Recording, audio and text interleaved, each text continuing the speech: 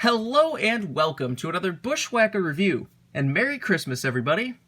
Today we are going to be taking a look at Bobby Allison's Coca-Cola sponsored 1969 Mercury Cyclone from the folks over at University of Racing Legends. As always, take a quick look at the box. As you can see, I have a very nice box right here.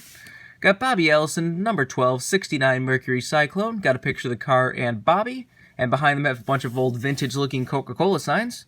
Down here you have Coca-Cola, you got first in the University of Racing Legends series and the University of Racing Legends logo. Down here you have some pictures of Bobby, some descriptions of what the pictures are, and some features of the diecast. On this side you have Bobby Pitt. On the back you have another picture of the car and a biography on Bobby and the Coca-Cola car. See, it's autographed by the driver. You got number 12 and a nice vintage Coca-Cola bottle.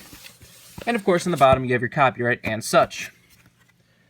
Nothing quite says Christmas advertising like Coca-Cola, as you can see behind you right now.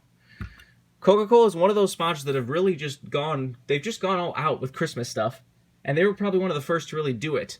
To this day, people think Christmas, they think the Coca-Cola polar bears, and they still put them on their bottles to this day. You have an entire line of M2 Christmas Coca-Cola cars. Just a really cool thing altogether, so I thought, no better car to take a look at on Christmas than the Coca-Cola car. This iconic look for Bobby Allison.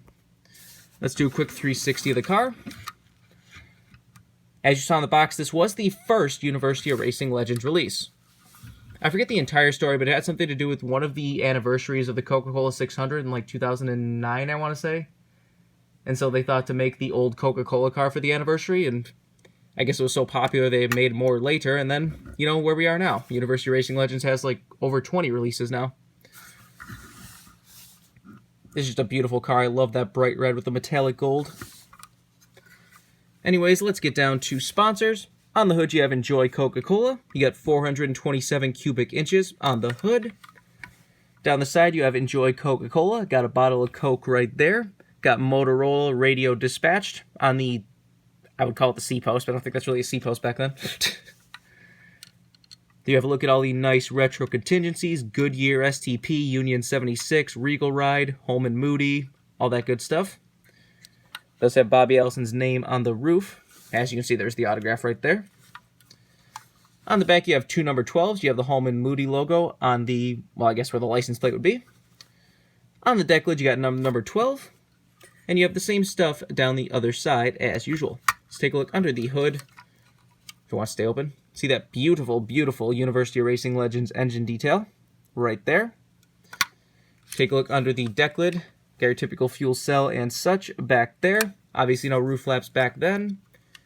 And there is the underside of the car if you want to see that. Does have the Coca-Cola logo on the bottom, Holman Moody logo, the Bobby Allison logo.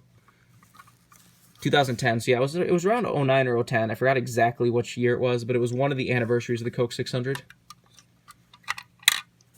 Like I said, just a nice, classic, beautiful car. This is just one of those, like, amazing cars you just could never forget about.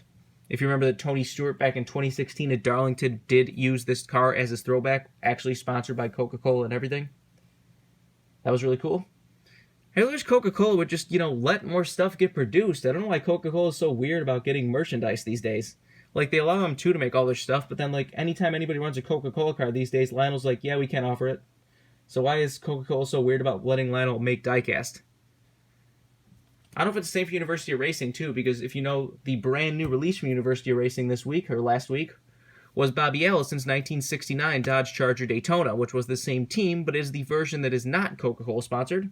It did run as both a non-Coke car and a Coke car, but you think if they would have been able to use the Coca-Cola licensing again, they would have made the Coca-Cola version of the Daytona, not the regular version, so who knows? If you want this car, it is, you know, the first release, so it's not too hard to get. This car is one of the cheaper ones, though. This isn't going to be one of those ones that you happen to be able to find cheap on eBay. Like, this one still usually goes for $100 more.